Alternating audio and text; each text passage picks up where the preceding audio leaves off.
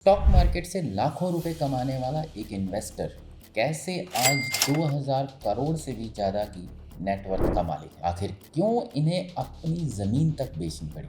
कैसे लगातार लॉस के बाद भी इन्होंने इतना बड़ा मुकाम हासिल किया? कौन है अनिल कुमार गोयल, जिन्हें शुगर बैरन भी कहा जाता है? कैसे बने ये स्टॉक मार्केट की दुनिया के दिग्गज खिलाड़ी? क्या है इनका सीक्रेट जिसकी बदौलत आज ये इस मुकाम पर है? अगर आप भी इन सवालों की गुत्थी सुलझाना चाहते हैं तो वीडियो को एक सेकंड के लिए भी स्किप ना करें, वरना लाइफ में एक इम्पॉर्टेंट लेसन स्किप हो सकता है। दोस्तों, हो सकता है आप में से कई लोगों ने अनिल कुमार गोयल का नाम पहली बार सुना हो, लेकिन इंडियन स्टॉक मार्केट में थोड़ी सी भी दिलचस्पी रखने वाले लोग उन्हें अच्छी तरह से जानते हैं, क्योंकि अनिल कुमार गोयल स्टॉक मार्केट के दमदार, माहिर और धुरंधर खिलाड़ियों में से एक है, जो specially small cap and mid cap companies में स्ट्रेटेजिक इन्वेस्टमेंट अप्रोच के लिए जाने जाते हैं। उनका पोर्टफोलियो मोस्ट यूनिक पोर्टफोलियोज में शुमार है, जो मेनली शुगर और मैन्युफैक्चरिंग इंडस्ट्रीज में फैला हुआ है। खासकर शुगर स्टॉक्स में उनकी पकड़ के चलते उन्हें शुगर बैरन नाम दिया गया है। वो दलाल स्ट्रीट के जाने माने इन्वेस्टर हैं और उन्हें आइडेंटिफाइंग अंडरवैल्यूड कंपनीज में प्रोमिनेंट फिगर की तरह देखा जाता है, जिनकी रणनीतिक अप्रोच और इन्वेस्टिंग के यूनिक आइडिया को आज हर कोई फॉलो करता है। लेकिन ये मुकाम उन्हें कोई विरासत में नहीं मिला दोस्तों, बल्कि यहाँ तक पहुँचने के लिए अनिल कुमार ने खूब मेहनत और प्लान के साथ एक एक कदम फूंक फूंक कर बढ़ाया है। हालांकि स्टॉक मार्केट से पहले अनिल बिजनेस में काफ़ी अच्छा कर चुके हैं और इवन अभी भी कर रहे हैं। दरअसल अनिल का जन्म पंजाब के एक छोटे से शहर बटाला में हुआ। वही बटाला जेड़ा पठानकोट तो अंबरसर जांदी वरी राहे पैंदा। फैमिली बिजनेस से जुड़ी हुई थी, इसलिए अनिल का बचपन हंसते खेलते काफ़ी रिलैक्सिंग मोड में बीता। बचपन में पंजाब के ही एक छोटे से स्कूल से उन्होंने अपनी शुरुआती पढ़ाई पूरी की और हाई स्कूल कंप्लीट करने के बाद अमृतसर की गुलजार गलियों में अपनी लाइफ के सुनहरे पलों को एंजॉय करने लगे। लेकिन तभी उनकी जिंदगी में एक ऐसा मोड़ आया जिसने उनकी लाइफ का रोड बदल दिया। दरअसल इसी 60s के मिड में उन्हें अपने ग्रैंडफादर, जो कि चेन्नई में रहते थे, उनका कॉल आया। वो कुछ समय के लिए अनिल को अपने पास बुलाना चाहते थे ताकि पोते को लाड़ प्यार कर सके। अनिल भी दादाजी के पास जाने के लिए एक्साइटेड थे, इसलिए ग्रैंडपा के बुलाते ही वो चेन्नई पहुंच गए। इस रोज अनिल की एज 16 के लगभग थे, यानी जिंदगी का वो मोड़ जहां एक युवा अपने करियर को लेकर बड़ों से अलग अलग सजेशन लेता है। अनिल जैसे ही दादाजी के पास पहुंचे, दादाजी ने पोते को बिजनेस के दांव पेच सिखाने शुरू कर दिए। दरअसल अनिल के ग्रैंडफादर स्टील ट्रेडिंग बिजनेस से जुड़े हुए थे और वो चाहते थे कि उनके बाद उनका पोता उनका बिजनेस टेक ओवर करे। अनिल के लिए भी ये आइडिया सरप्राइजिंग था, लेकिन उन्हें ये आइडिया काफ़ी पसंद आया, इसलिए उनके दादाजी ने अनिल के फादर से बात की। लेकिन उनके फादर इस बात के लिए राजी ही नहीं थे। उन्होंने अपने बेटे के लिए कुछ और ही सोच रखा था। वो चाहते थे कि उनका बेटा पहले पढ़ाई पूरी करे, ग्रेजुएशन करे, अच्छे से कॉलेज कंप्लीट करे, फिर करियर के बारे में सोचे। इस फैसले पर अनिल के फादर और ग्रैंडपा दोनों अपोज हो गए और अपनी अपनी बातों पर अड़ गए। एक तरह से फैमिली में एक छोटा सा टग ऑफ वार छिड़ गया और पूरा फैसला अब अनिल कुमार के ऊपर था कि वो किस लाइन में जाना चाहते थे। वैसे तो अनिल को पढ़ाई में इंटरेस्ट था, लेकिन ना जाने क्यों उन्होंने फादर के आइडिया से ज़्यादा ग्रैंडपा के आइडिया को पसंद किया। इसलिए उन्होंने अपने फादर के अगेंस्ट जाकर दादाजी का बिजनेस ज्वाइन करने का फैसला किया, क्योंकि वो बिजनेस के उतार चढ़ाव, मार्केटिंग को समझना चाहते थे। हालांकि उस वक्त उन्हें खुद नहीं पता था कि आज वो जो फैसला ले रहे हैं वो आगे जाकर फाइनेंस की दुनिया में एक रिमार्केबल इंट्रोड्यूसिंग जर्नी साबित होने वाला है। तो इस तरह आफ्टर 10th उन्होंने अपने दादाजी का स्टील मार्केटिंग का बिजनेस ज्वाइन किया और दिन रात की मेहनत के बाद बिजनेस को बुलंदियों तक पहुंचा दिया। महज 17 से 18 साल की छोटी सी उम्र में वो एक अच्छे मंझे हुए बिजनेस के खिलाड़ी बन चुके थे और धीरे धीरे स्टील बिजनेस के साथ इसकी मार्केटिंग और इंडस्ट्री को उन्होंने अच्छे से समझ लिया था। साथ ही स्टील ट्रेडर के रूप में काम करते हुए वो मार्केट के दांव पेच, उतार चढ़ाव की भी डीप नॉलेज रखने लगे थे। स्टॉक मार्केट की दुनिया में अनिल गोयल का सबसे रिमार्केबल फैसला साल 1990 में देखने को मिला, जब हर्षद मेहता की हेर फेर की वजह से स्टॉक्स में तेजी आ रही थी। मार्केट में शेयर्स की कीमतें आसमान चूम रही थी। गोयल की कंपनी के शेयर प्राइसेस भी रातों रात ऊपर पहुंच गए।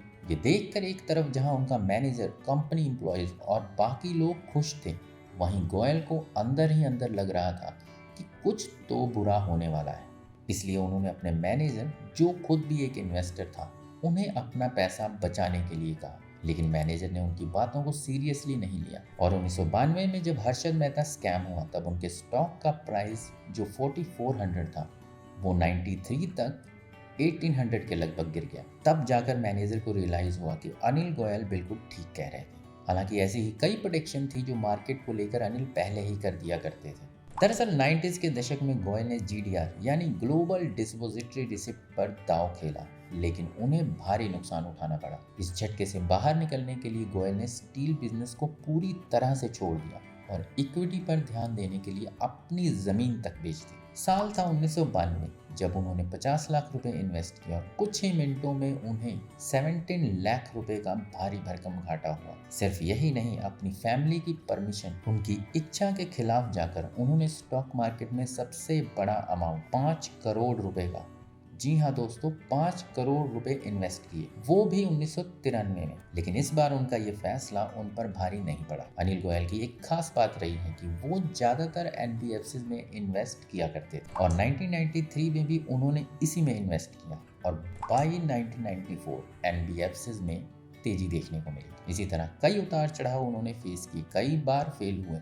लेकिन कभी भी हार नहीं मानी। दोस्तों, जब .com क्रैश हुआ तो इससे बचने के लिए वो आईटी सेक्टर से बचते हुए मार्केट में उतरे और बाई 1998 वो लॉट्स ऑफ नॉलेज और एक्सपीरियंस के साथ शेयर मार्केट के दमदार खिलाड़ी बन चुके थे। उनका पोर्टफोलियो भी अब इन्वेस्टर्स की नज़र में आ चुका था, जिससे जुड़ने के लिए लोग बेताब थे। साल था 1994 का, जब उनका पोर्टफोलियो जहां 20 करोड़ की वर्थ रखता था, आज वही पोर्टफोलियो 31 स्टॉक्स के साथ 1888 करोड़ से भी ज्यादा की नेटवर्थ का हो गया है। लेकिन इसमें आपको स्टील और शुगर, ये दो कंपनीज ज्यादा देखने को मिलेंगे। इनके अलावा पैकेजिंग, बैंकिंग सेक्टर से जुड़ी कंपनीज भी इनके पोर्टफोलियो का हिस्सा है। और टॉप कंपनीज की बात करें तो इस लिस्ट में सबसे पहले जो है वो आती है कर्नाटक बैंक लिमिटेड, जिसे 24 में स्टैब्लिश किया गया था और ये प्राइवेट बैंकिंग सेक्टर से बिलोंग करती है और ओवरऑल इंडिया में banking and finance related services को प्रोवाइड करती है, जैसे loan, insurance, digital banking. Karnataka bank का जो मार्केट कैप है वो 7,733 करोड़ रुपए से भी ज्यादा है और इसके शेयर प्राइस की बात करें तो लगभग 205 के आसपास है। और बैंक में अनिल कुमार गोयल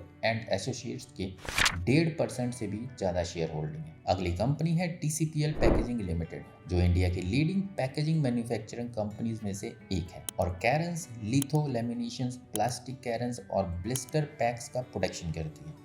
कंपनी का मार्केट कैप 2,886 करोड़ से भी ज्यादा का है और इसका शेयर प्राइस लास्ट कुछ ईयर्स में काफी ऊपर आया है, जो अभी के समय में 3,178 के लगभग है। टीसीपीएल में अनिल कुमार गोयल की हिस्सेदारी 8.9% के लगभग की है, यानी ये कंपनी उनके पोर्टफोलियो के लिए मोस्ट इंपॉर्टेंट कंपनीज में से एक है। इसके बाद है Awadh sugar and energy limited. Company की मार्केट वैल्यू 1,125 करोड़ रुपए के लगभग है, जबकि प्रेजेंट में इसका शेयर प्राइस 562 रुपए के लगभग है। पिछले 5 सालों में कंपनी ने 3.83% का नेट मार्जिन दिया है, हालांकि ये एवरेज है। वाहिन कंपनी में गोयल साहब की हिस्सेदारी 5.62% की है, यानी इतने परसेंट शेयर्स अनिल कुमार गोयल के पास हैं।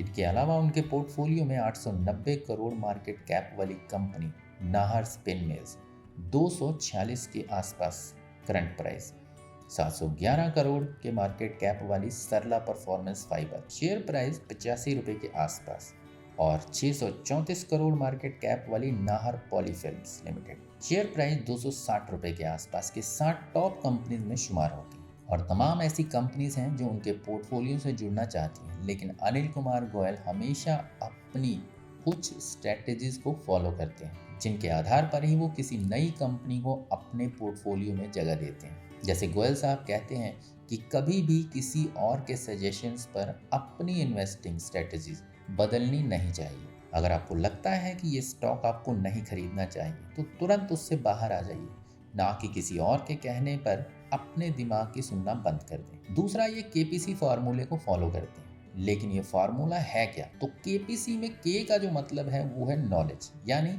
ज्ञान, पी का मतलब होता है पेशेंस यानी धैर्य, और सी का मतलब होता है कॉन्फिडेंस यानी विश्वास। वो कहते हैं कि कभी भी किसी भी फील्ड में बिना किसी नॉलेज के मत उतरो, वरना घाटे के सिवा कुछ नहीं मिलेगा। इसलिए स्टॉक हो या बिजनेस, जॉब हो या लाइफ, हर फील्ड में जाने से पहले जितना हो सके ज्ञान बटोरिए, फिर चाहे ज्ञान किसी सक्सेसफुल आदमी से मिले या फिर फेलियर से, क्योंकि वो फेलियर ही है जो आपको बता सकता है कि आपने क्या नहीं करना है। दूसरी चीज, कभी भी जल्दबाजी में कोई कदम मत उठाइए। अगर स्टॉक्स चुन रहे हैं, स्मॉल कैप मिड कैप में इन्वेस्ट कर रहे हैं, शॉर्ट है या लॉन्ग, किसी भी टर्म में जा रहे हैं, स्टॉक्स के बारे में एक बार रिसर्च जरूर करें। तसल्ली कर लीजिए कि क्या ये सही है, कहीं मुझे लॉस तो नहीं होगा, कहीं मेरा फैसला गलत तो नहीं है, और जब मन को तसल्ली हो तभी इन्वेस्ट करें। तीसरी चीज़, कभी कॉन्फिडेंस लेवल को कम ना होने दें, लेकिन एक बात ये भी ध्यान रखिए कि कॉन्फिडेंस कहीं ओवर कॉन्फिडेंस ना बन जाए। बस यही है केपीसी फार्मूला, जिसे शुरू से लेकर आज तक अनिल गोयल साहब इस्तेमाल कर रहे हैं। और अगर आप भी इस लाइन में जाना चाहते हैं तो आप भी इस फॉर्मूले को यूज कर सकते हैं। 40 साल की उम्र में स्टॉक मार्केट से 5 लाख रुपए कमाने वाले अनिल कुमार गोयल आज 2000 करोड़ से भी ज़्यादा नेटवर्थ के मालिक हैं, और ये नेटवर्थ उन्होंने शुगर, टेक्सटाइल, एनर्जी इंडस्ट्री और अपने बिजनेस के साथ साथ दमदार रणनीति के जरिए कमाए हैं। दोस्तों, आज की वीडियो के लिए बस इतना ही। आपको अनिल सर की लाइफ जर्नी कैसी लगी कमेंट करके ज़रूर बताएं। वीडियो अगर पसंद आई तो लाइक शेयर करके चैनल को सब्सक्राइब कर लें, और मेरे दोस्तों बेल आइकन दबाना बिल्कुल ना भूलें। मिलता हूँ अगली वीडियो में एक नई कहानी के साथ, एक नए टॉपिक के साथ। तब तक के लिए नमस्कार।